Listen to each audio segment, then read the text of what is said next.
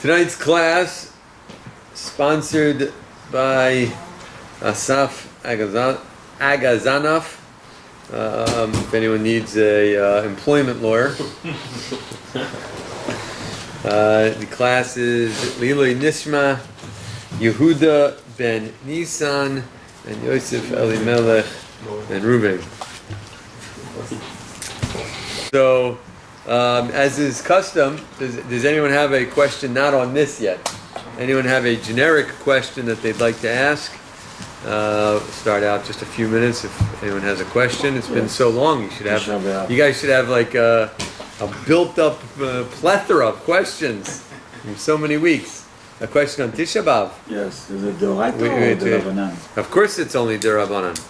It can't be Doraita. It's Tisha B'Av. Well, let me clarify that before I jump ahead of myself. I like clarity. So Tisha B'Av as a date is Deraita, is from the Torah. The Jewish calendar is prescribed from the Torah, not specifically in the written Torah, but in the oral Torah. And we have the first month being Nisan, and Av being in the series of months, and the 9th day of the month of Av is already on the calendar. The way we observe the 9th of Av, Tisha B'Av, that is obviously not Midaraisa, that is obviously not a Torah prescribed holiday, because it is in response to an event that happened long after the Torah. It's a response to the event that happened when the Beis Hamikdash was destroyed. I shared with you this before, but I'll quickly share it again since you're asking on Tisha B'Av, whether it's Torah or rabbinical. There are two kinds of holidays. There are holidays that the Torah prescribes and mandates, and then there are rabbinical holidays that came subsequent after the Torah was given. Purim, Hanukkah, Tisha B'Av, and all the other fasts that we do, aside from Yom Kippur. If a holiday is in the Torah, that means that that is an experience that is crucial and integral for a Jew to go through. A holiday that is in the Torah means that this is a necessary experience for what it means to be a Jew. That your soul has to go through this every year to experience and to fulfill what it needs to do in this world. A rabbinical holiday is contrary to that. It is not something that is crucial for you to go through, because if it was, then it would have been in the Torah. God would have put it in the Torah. So why do we have rabbinical holidays?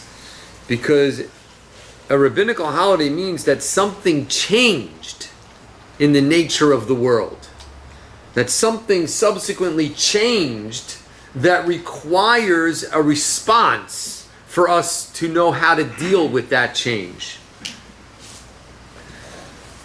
All of the rabbinical holidays are that something changed in the world, and as a result of that change, we have to go through this experience called the rabbinical holiday. Purim, Hanukkah, and Tisha B'Av fall under that umbrella. And each one of those holidays had a nuance to it that changed the nature of the existence of the Jewish people. That's what Tisha B'Av. So what happened on Tisha B'Av? So to understand what happened on Tisha B'Av requires a little bit of an understanding of the other holidays as well. Because what changed on Purim, and what changed on Hanukkah, and what changed subsequently with the destruction of the Beis Hamikdash. Because on Hanukkah, the change that took place on Hanukkah was the first time that it became plausible for a Jew to say that I'm living my life as a Jew while living my life as a non-Jew at the same time. Hanukkah? That it became plausible for a Jew to say, I'm living my life as a Jew, and at the very same time I'm living my life as a non-Jew? It means, what does that mean? Is because in Hanukkah, what many people don't know, and for the one person that watches, this will be worthwhile.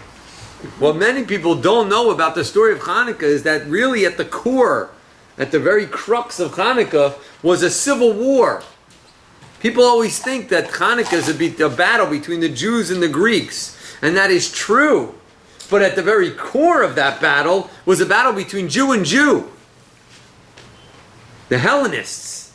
The Hellenists were Jews that assimilated and became Greeks and said that they were still living life as a Jew. And the only reason that they were able to do that is because of something that I referenced earlier in your question, is this concept called the oral Torah. As many people know, as you all in this room know, the Torah as we identify it is the 5 books of Moses. But that's only the written Torah. That is only the written document that we were given by the Almighty through Moses. However, along with that written Torah is an oral explanation and an oral understanding of that document.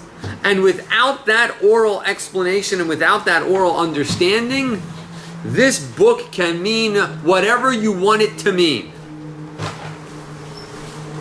I am sure everyone in this room has either said at some point in their life or has heard someone say, well, it's all about interpretation.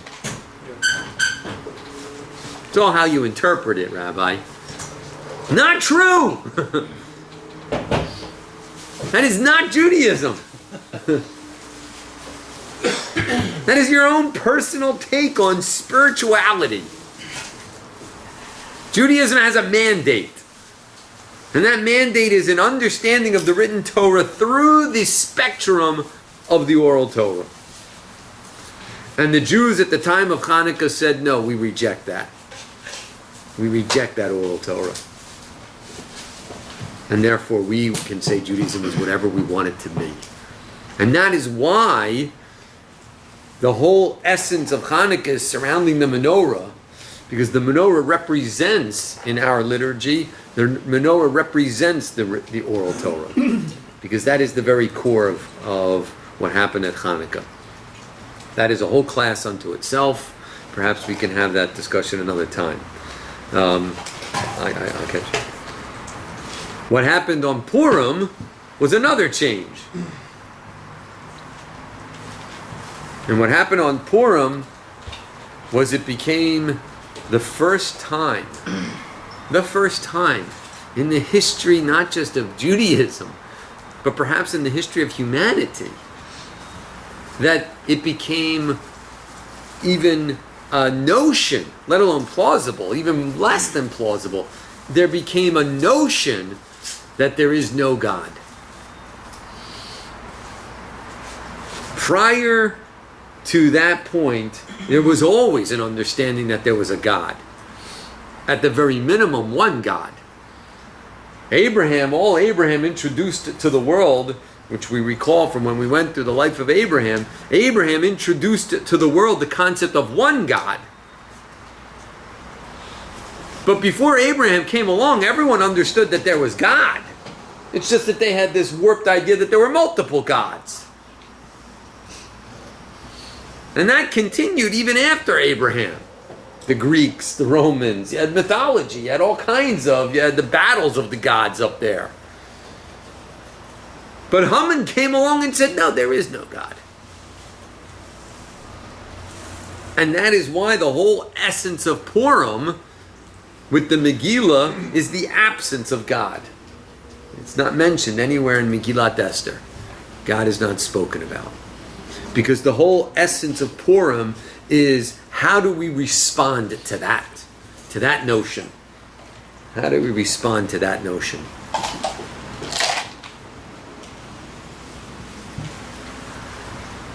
Tisha B'Av is something slightly different. Tisha B'Av is not that there's no God. Tisha B'Av is how do we as the Jewish people now respond with an entirely new idea that never happened to us previously? And that was, God has abandoned us. There is a God. That was Purim. So now when we don't see God, when God is hidden, and there's all kinds of suffering and pain in the world, we know how to deal with that because of Purim.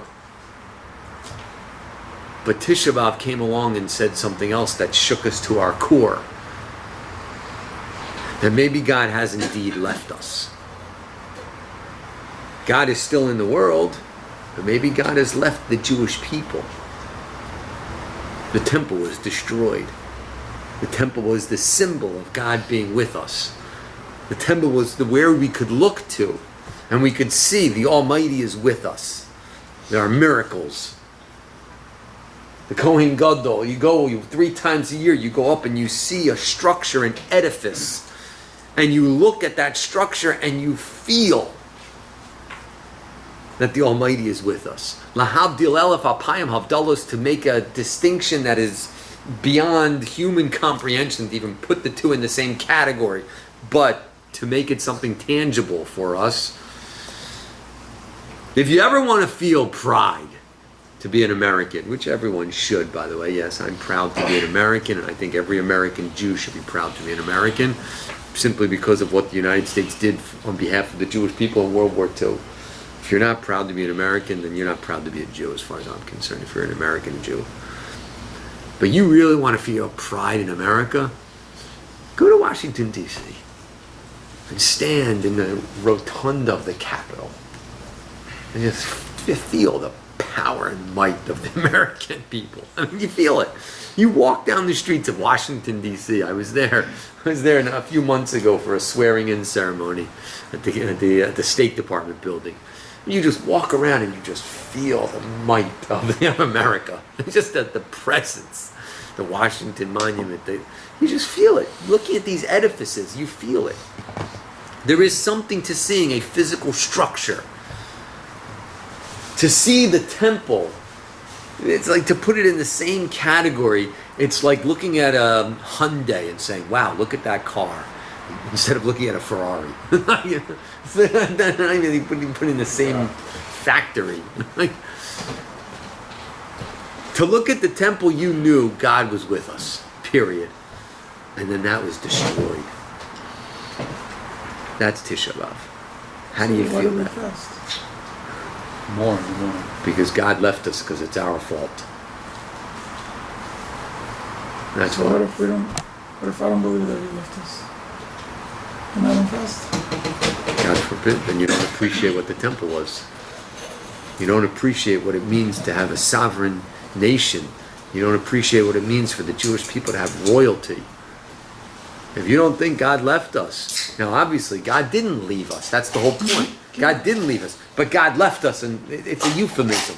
God doesn't leave or not leave. It's a euphemism. God doesn't disappear. It's no different on Purim. God doesn't disappear. But the reality that we live in, the manifestation of God in this world has changed. It's altered. The glory of the Jewish people is not the same. Where's our royalty? Where's the pomp and circumstance of what it means to be a Jew? Where's the pride of what it means to be a Jew? That's gone. That's gone. When you can have a newspaper magazine, a news publication called the Jewish Journal. It's calling itself a Jewish magazine. And you can put on the cover of that magazine, intermarriage, who cares? When you can put that on the cover, that means the Jewish people have lost their identity. They've lost their pride. They have lost their sense of we are special. It's not an Orthodox magazine though, right? Right, but it doesn't matter. Orthodox wouldn't print that.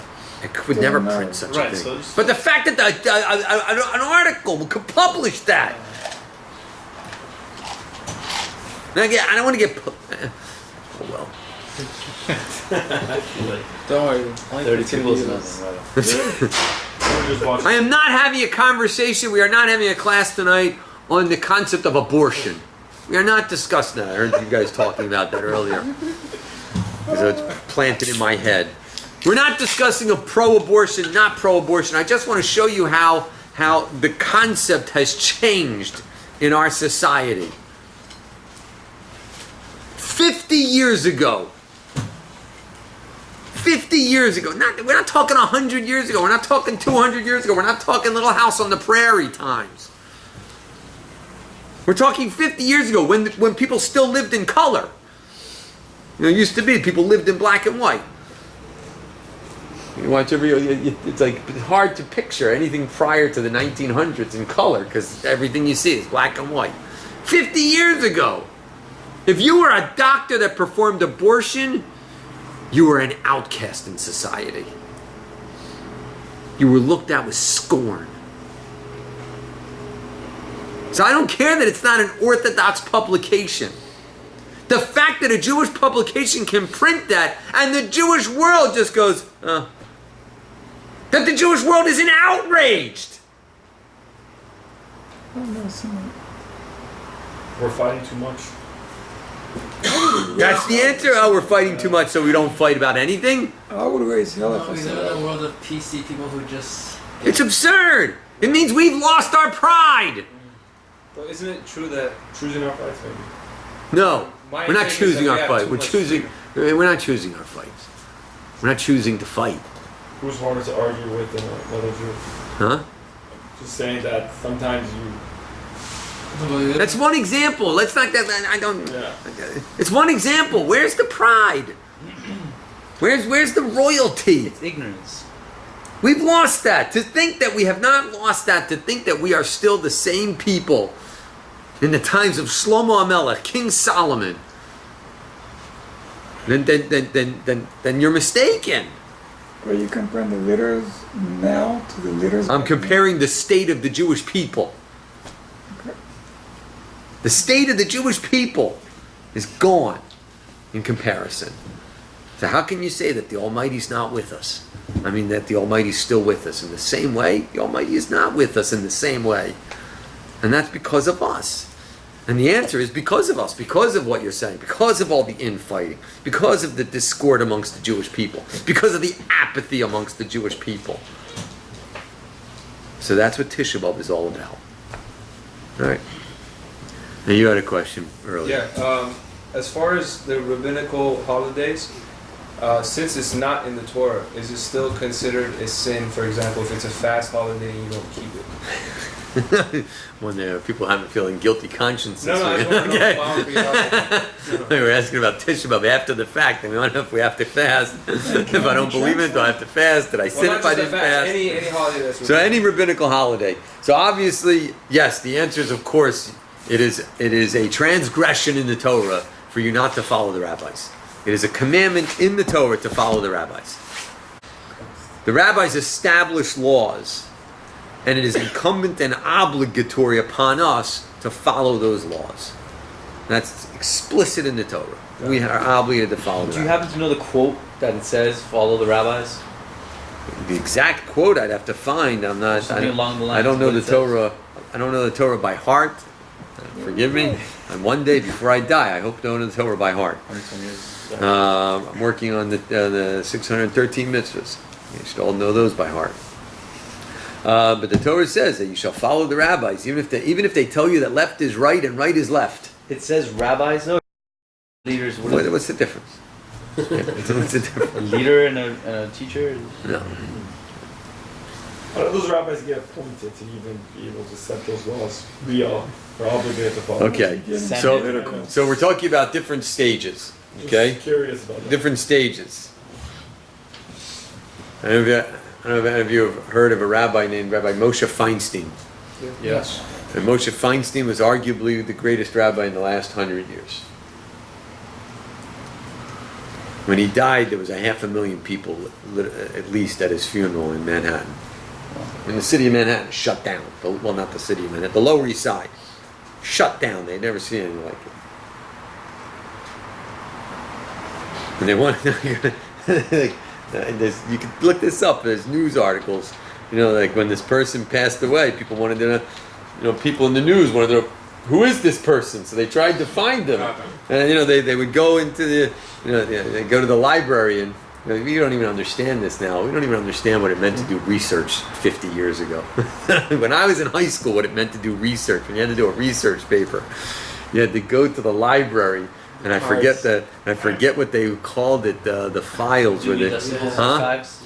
the archives, but there was a name for the archives of the newspapers where you had to like scan through them, microfilm. Yeah, oh my god, microfilm. You're scrolling through and like watching these newspaper articles fly by. And then you'd stop and read the date. Oh my God, I got 10 more years. And then stop. All right, 3 more years. And then you get to that year and you go, okay, 2 more months. And then you go and you don't realize that one crank is a year. And you're like, oh shoot, too far. So when he passed away and the city shut down, people wanted to find out who he was. So they would go and they go to the microfilm and they're looking and they're looking and they're looking. And he shows up like in this one little article of 3 lines. Like he's nowhere. He's nowhere to be found. He's like the leader of the Jewish people. He's nowhere to be found in the news. But there was an interview. I think you can find it. It was a written interview. He was interviewed, and by a non-Jewish publication, and he was called the Gadol Hador. And he said, "What does that mean?" It means the leader of the generation. And so this interviewer asked him, how do you become that? Did people take a vote? Was there an election? How do you become the Gadol Hador? Like, what, do you run for office and did people take a vote? So it's very funny. So obviously we have to differentiate, and I'll answer his question in a moment, but I just want to pause, and we have to differentiate between leaders in our time, when we no longer have a Jewish sovereignty, when we no longer have a Jewish nation, where we no longer have autonomy, and we are not living under Jewish rule, where there was a Jewish court system, where there were Jewish leaders that were appointed. You had a king. After the king, we lost that. We had something called the Nasi. We had the prince. We had autonomy. And we had a Sanhedrin. We had a Jewish Supreme Court. So that's one time frame. And there you are an appointed position. You had to be appointed to the Sanhedrin. You had to be elected to the Sanhedrin. Once that we lost that autonomy, now we just have leaders. And those leaders are not voted upon. They don't run for office. And Rabbi Moshe Feinstein said it so beautifully. So how does one become the leader of the generation? He says it's very simple. Someone comes to you and asks you a question. And you answer the question. And they feel satisfied with your answer. They feel that you understood the question. They feel that you understood them as a person asking the question. They felt that you had a good grasp and breadth of knowledge and understanding of the topic at hand. And your answer rested well with them. Your answer resonated with them. And so they would tell a friend, you should ask this rabbi that question. And then that person would come and ask you a question. And they would probably tell a friend of theirs. And then, before you know it, the community that you live in are asking you questions. And then, sure enough, word gets out to another community. And so someone from that community, a leader in that community, will ask you a question. And then before you know it, not only are the people in your own community asking you questions, but people from other community are sending their leaders to you to ask questions. And then next thing you know, kind of everybody's asking you questions. And that's how you become the Gadol Hador. So subtle, so simple, but yet so profound. So, when we say that we have to follow the leaders of our generations throughout every generation, first of all, we have no choice. Just pragmatically speaking. This is not, before you even get to a mandate forget a mandate. Before you even come to the point of, well, the Torah mandates you, just common sense tells you that that's what you should do. Common sense tells you that that's what you should do. That you should listen to the rabbis and the leaders of your generation and previous generations. Because to not do that is a blatant act of not just ignorance, but outright stupidity. If God forbid you needed medical attention, God forbid you need an operation, and this is a serious operation, what is the last thing you should do? No. On WebMD. Look on WebMD, read a few articles and say, nah, I've decided I don't need this. It's absurd. The second to last thing you should do is ask your friends, what do you think? You think I should do this? Unless your friends are doctors. Now, why do you all understand intuitively that that's the right answer? Because you understand, not that the doctors know for sure, because everyone knows, I hope you all know this, that medicine is just as much theory as it is science. And for every medical practice and operation that they tell you that you should have, you'll find a doctor that says, no, you don't need it. And for every medical practice that 4 out of 5 doctors tell you that you should have this operation, not a single one of those 4 out of 5 doctors will stand on their laurels and say, I guarantee you that this is what you need to have done and this will be a success. No. This is the best that we think we should be doing right now, and we hope it'll work. So then why are we listening to them if they don't know? No. Because they know better. It's not that they know, it's that they know better. And they are the best that we have to answer that. No different than if you needed business advice. What are you going to do? Just start asking your buddies? Guy's been unemployed for 6 years. What do you think I should do?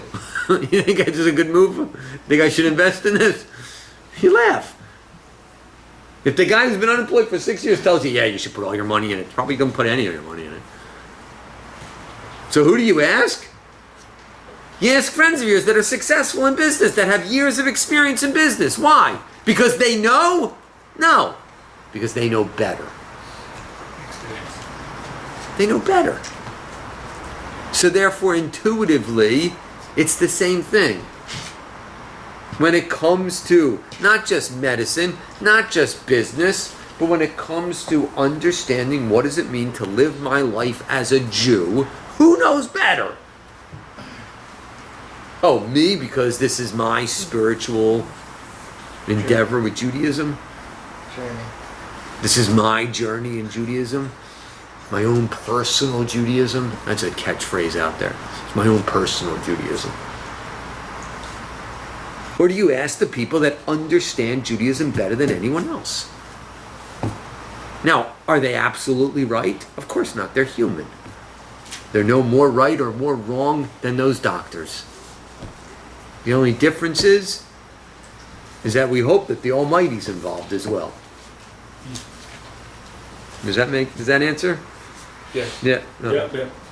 That's why. So when the rabbis come along and they say, now there's a Tisha B'Av, the rabbis come along and say, now there's a Hanukkah, the rabbis come along and say, now there is a Purim, the rabbis come along and say, now there's a Tzom Gedalia, the rabbis come along and say anything, do we have to listen? Nothing forces you to listen. You can do whatever you want. But I think you'd be a fool not to. Yeah. All right. Shall we do a little? Tisha B'Av transfer from Saturday to Sunday? Well, it doesn't push off Shabbat. Shabbat overrides Tisha B'Av. So then it's cancelled? It's not canceled. It's pushed to Sunday. It's not canceled. So It's postponed to Sunday. It's postponed to Sunday. Because there's two aspects to Tisha B'Av. I don't want to. Why didn't you have class a week ago? Asking about Tisha B'Av. What's wrong with you? What is this, preparation for next year? We shouldn't need it next year. Hopefully there is no Tisha B'Av next year. Oh, thank you. This is like this. This class should be just purely theoretical. But there are two aspects to Tisha B'Av, and then we should do a little of the Torah. There's two aspects of Tisha B'Av. Tisha B'Av is a combination of mourning, but it's also fasting. That's not mourning.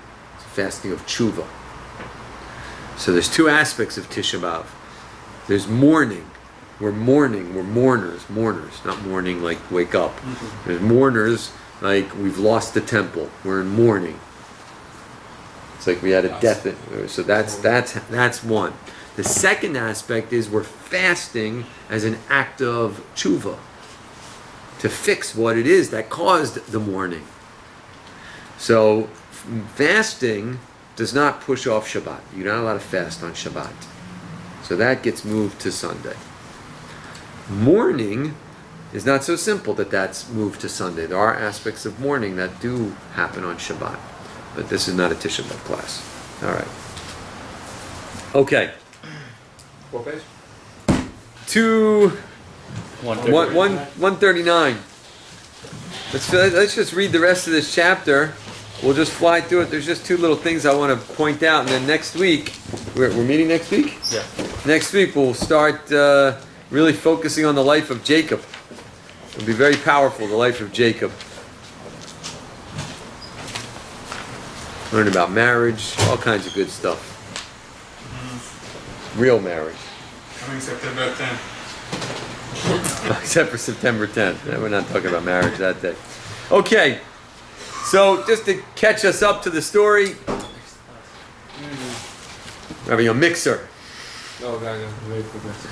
So, Isaac is about to die, and he wants to pass the baton off to the next generation. There was Abraham. Abraham handed the baton to Isaac. Isaac now wants to hand the baton to the next generation, and Isaac wanted to give that baton to Esav. Esav and Jacob are the two brothers, the twins. We spoke at length about the differences between Esav and Jacob. We're not going to do that again. But Isaac, for some reason, and we spoke about that. If you want, you can go watch the videos. But Isaac wants to give the baton to Esav. He thinks that Esav is the right one for the leader. And Isaac's wife understands that that would be a tragic error. And so she creates this plot to have Isaac give the blessing to Jacob. And she has Jacob dress up to look like Esav and to feel like Esav and go in and present Isaac with the meal so that he can win his favor and get the blessing. And sure enough, Isaac does that. And we went through the story of Isaac doing that. Isaac is very confused by the situation. He senses something's wrong. He senses that something's not right. But he goes forward nonetheless. And once Jacob receives the blessing from Isaac, who thinks he's Esav, and Jacob leaves, right then Esav comes in. And we saw, the last we saw that immediately Isaac realized, at that moment, the veil, as if it were, was lifted from Isaac's eyes. And Isaac realized all along that he was mistaken, and he retroactively validates the blessing that he gave Jacob. That was the last we saw. Okay. So we're going to pick up. When Esav heard his father's words, line 34. When Esav heard his father's words, he cried out an exceedingly great and bitter cry, and said to his father, "Bless me too, father." But he said, "Your brother came with cleverness and took your blessing." And he said, "Is it because his name was Jacob that he outwitted me these 2 times? He took away my birthright, and see now he took away my blessing." And he said, "Have you not reserved a blessing for me? Don't you have anything? You have nothing left. It's almost, you can almost, take it as totally out of context. If you take this totally out of context, you can feel for him. You can feel for it. Like it's sad. You feel for him, but you shouldn't. Don't feel for him. Isaac answered and said to Esav, "Behold, a Lord have I made him over you, and all his kin have I given him as servants. With grain and wine have I supported him. And for you, what can I do, my son?" Isaac says explicitly, he says, Esav, you missed it. You obviously missed it. If you're coming to me and saying, can I have a blessing? And I'm now telling you that I realized I was mistaken and I gave your brother the blessing. And for you then to say, but don't you have another blessing? Then clearly I was wrong, even more so. Because you are obviously demonstrating, Esav, that you don't understand what the whole purpose of life is about. You don't get the whole idea. If you think, I give him a blessing, I give him a blessing, I give him a blessing. It's like at a bris. The bris, I do brises. Persians, unbelievable. The Persians, they know how to throw a party. An Ashkenazi bris, we do the bris, then we sit down, we eat, done. But Persians, wow. It's like a wedding. Bris for Persians. It's unbelievable. It's like a wedding. But aside from the pomp and the festivity, they are passionate about getting a blessing. Whoever sat in that chair is stuck in that chair for a good hour. Because as soon as the bris is over, there's a line. There's a line. Ashkenazis don't do it? Half hour, No. 20, 45 minutes, stay in the line. And occasionally, I'll get a handful of people that'll come over. Rabbi, give me a blessing. Rabbi, give me a blessing. And I give them a blessing. I give them a blessing that the Lord, the Almighty, should bestow upon you all of your heart's desires. That the Almighty should give you everything your heart desires. Now, obviously, what your heart's desire is different than what his heart's desire is. Very different. Everybody's different. So what's the big deal? What's the big deal if Esav is coming and saying, Father, give me a blessing? You gave Jacob a blessing, so give me a blessing. What's the big deal? How's it any different than the Sandik sitting in the chair giving 500 blessings out? He gives this person a blessing, he gives the next person a blessing. And what's he saying to them? He's saying to them, so and he probably knows them because it's all family and friends. So to this person he'll say, I give you a blessing, you should find a zivug in the right time. And to this person he says, I give you a blessing that you should have children. And the next person he knows has children, so he says, I give you a blessing that you have shalom bayit, that you have passion in your marriage, and that you have joy and nachas from your children. Because everyone's heart's desire is different. And everyone's personal needs are different. So what's the big deal? Esav's coming and saying, Daddy, give me a blessing. Give me a blessing. I should have children. I should have wealth. And his father says to him, I don't have anything for you, son. I gave it to Jacob. Why is he saying that? Why is it so? Purpose? Because if you're asking me for a blessing, after I just told you the blessing I gave to Jacob, then it is so clear that you could not have had the blessing. Because you are looking at that blessing just like another blessing. Like the son that gives a blessing. That wasn't the blessing I was giving. Esav, I wasn't just giving you a blessing, you should get married, have children, have a child. I'm handing the baton over for Jewish leadership. I'm handing the baton over for what's going to become the purpose of humanity. The whole point of creation. The whole point of me being here. That's what I gave to Jacob. And you're like, well, don't you have something else? You missed it. You missed it, Esav. You really did miss it. You just looked at it as, this is the classic. Look, what's right for him is not right for him. Yeah, Jacob wanted spirituality, so give me a blessing that I should have wealth. That'll be my purpose. And Isaac is saying, that is not purpose. He missed it.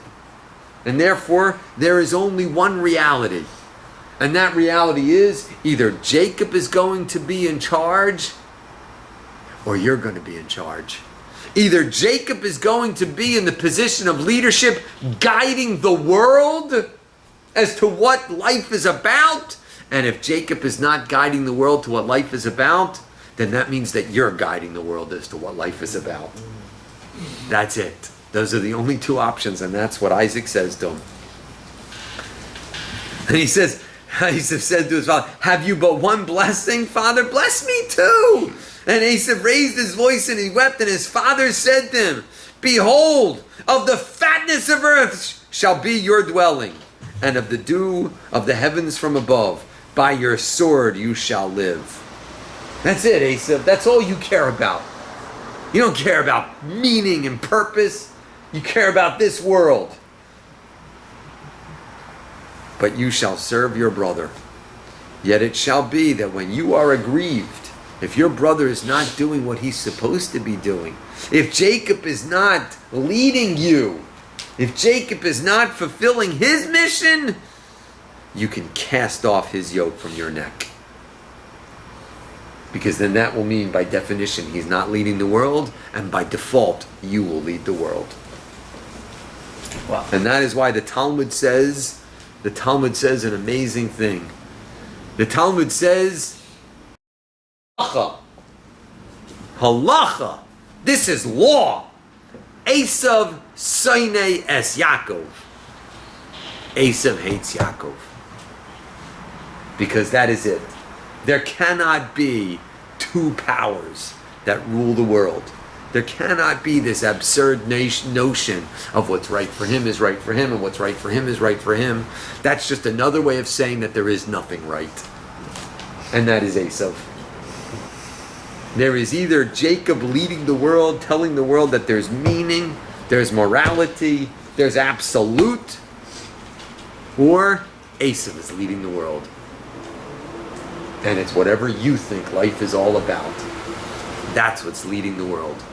And there will be a constant struggle between the two because they are at odds. They cannot coexist. And Esav harbored hatred toward Jacob because of the blessing with which his father had blessed him. And Esav thought, may the days of mourning for my father draw near, and I will kill my brother Jacob. Well, when Rebecca was told of the words of her... Wait. Whoa. All of a sudden he gets it? It's basically a curse. Huh? All of a sudden, who gets what? They can't say All here, of a there's too many sudden people here. Esav Esav. understands what he lost, Oh, absolutely. but not before. No. Not before. How come all of a sudden he gets it? Because the greatest realization of what something is really worth is when we lose it. He lost his the birthright. Birthright, schmirthright. Who cares about a birthright when I'm dead? I'm still alive. Have the birthright. What do I care about a birthright? What's the birthright? That you're going to carry the mantle of leadership? Oh, please. I'm still alive. I'll still get it from my dad. And that's why he understood. And all that matters is who dad gives the mantle to. Who does dad hand the baton to? You want a birthright, you want that spiritual nonsense, fine. But when dad says, I am in charge of the company's mine. You can claim you're CEO from today to tomorrow. Okay? Right? Okay. So yeah, now he gets it. Now that it's gone, now he gets it. And so now he despises Jacob. He's like, that's it. When dad's dead, I'm killing you. He's not going to kill him with dad alive. Shocking, but remember, Esav, the one thing he did have was honor his father. So it's, huh? Just like in The Godfather. Just like in The Godfather. They stole it all! The Godfather is based on Who's this. straight up? King Solomon. That's a slur. King Solomon Alleged.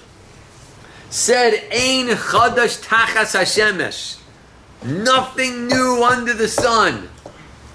King Solomon in Mishnah, Ein chadash tachas hashemesh. There is nothing new under the sun. There's not a single story that has been written by anyone that is not stolen from us. Period. You want, maybe we can have a fun class one day. You come in and you just name a movie, and I'll either tell you, because I know the movie, where it's from in the Jewish Bible, in all of Tanakh, or I'll have to look it up on Wikipedia and then say, oh, that's this. Star Wars. Star Wars, that's too cliche. That's way. That's like so cliche. The Jedi. The Jedi? Jedi? You know what J was? What's the letter J in ancient Latin? There's a Y. Yeah. No. Jedi is UD. Jew. The Force? The Force is the Almighty. There's a power that circulates the universe. If you tap into it, they stole it all.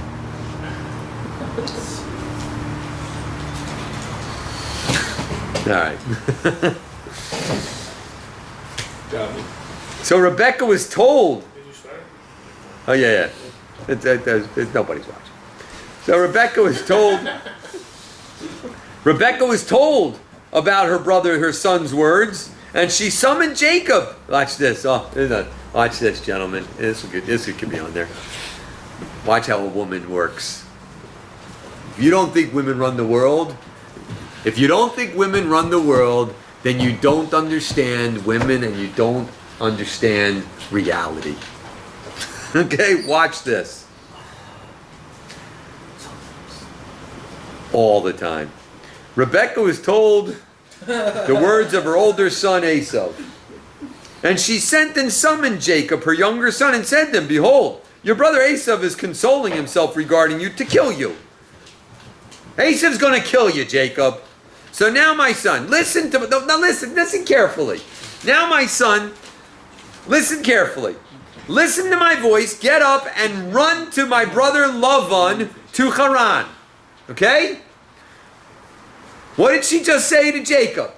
She just said, Jacob, your brother Esau's going to kill you. Please, get out of here. Go to Haran, to where my brother lives, and hang out with my brother, okay? Remain with him a short while until your brother wrath subsides, till he grows up, all right? He's still a teenager. Until your brother's anger against you subsides, he forgets what you've done to him, and then I'll send and bring you from there. Why should I be bereaved of both of you on the same day? Now, what's amazing is that actually happens, but okay. So moving. Now watch this, okay? Tell me, what just happened? Rebecca just said to Jacob, your brother's going to kill you. Get out of here. Okay? Go to my brother, Lavan in Haran, and hang out there. What should the next paragraph, what should the next thing the Torah says it be? I'll go with you. Are you even out? No. Huh? I don't want you to get killed. No, she said all that. She just said, I'll repeat myself, we just read it. Jacob, my son, your brother's going to kill you. Get out of here, go to my brother, Lavan, lives in Haran, and hang out there until I send for you. So I don't have to mourn both of you on the same day. What should the next sentence say? Why would you mourn him? Huh? And you went? Thank you. You're thinking too much. Oh, never mind. So you're asking a question. Yeah, I thought you were asking what. What she should the should've next said sentence then. be? And he left. His mother just said to him, your brother's going to kill you. Get out of here. The next sentence should be, and he left. Now, watch this. Rebecca goes to Isaac. I am disgusted with my life on account of the daughters of Chet, who Esav married, by the way. If Jacob takes a wife of the daughters of Chet like these women, the daughters of this land, what is life to me? I will be miserable. Isaac, if you don't want me miserable, then do not allow Jacob to marry one of these women around here. And if he sticks around here, he's going to marry one of these women here. Okay? So, So Moshe said Meaning no. his offspring became not Jewish, daughters of Chet? daughters of Chet. Well, there's no Jews yet. Oh, No, she's just like, I can't stand these women here. They're disgusting. These women are disgusting. They're not good enough for my son. And if he marries one of them, I will be distraught, and I will not be a happy woman. Or as my mother of blessed memory said, I will not be a happy camper. Hey? And trust me, you don't want to be married to an unhappy woman. So, Isaac summoned Jacob. Isn't this beautiful? So Isaac summons Jacob and blessed him, and instructed him and said to him, do not take a wife from the Canaanite women here that we're living amongst. Arise, go to Padam Aram, to the house of Besuel, your mother's father. Go to your mother's family. Isn't that genius? And take a wife from there, from the daughters of Lavan, your mother's brother. And you don't think women run the world? She knew very well that the next line would not be, and Jacob left. Why? Because he's not going to leave his father without his father's blessing. So she knows, Jacob, you can't stay here. You got to get out of here. But don't worry, I'll arrange it that Dad sends you away. Women get what they want. Period. That's the lesson right there. Is there any way to stop that from happening? Or it's inevitable? Marry the right woman. Because the answer is no. Gotcha. Great advice. And may Kel Shakai bless you, make you fruitful, make you numerous, may you be a congregation of peoples, may he grant you the blessing of Abraham to you and to your offspring with you. You see, he now validates the blessing. That you may possess the land of your sojourns which God gave to Abraham. So Isaac sent away Jacob, and he went towards Padan Aram, to Lavan, the son of Besuel, the Aramean, brother of Rebekah, mother of Jacob and Esav. Well, Esav saw that Isaac had blessed Jacob and sent him off to Padan Aram to take himself a wife from there. He obviously realized, I guess they ain't too happy with my wives. So he's like, all right. It's unbelievable. He still thinks he can win him over. So he blessed him, you shall not take a wife from amongst the daughters of Canaan. And Jacob obeyed his father and his mother, and he went to Padan Aram. So Esav perceived that the daughters of Canaan were evil in the eyes of Isaac his father. He's like, I guess they don't like my wife. So Esav went to Ishmael and took Malach, the daughter of Ishmael, son of Abraham, sister of Nebaioth, in addition to his wives, as a wife for himself. Next week, we'll see Jacob on his way to Lavan. But, question.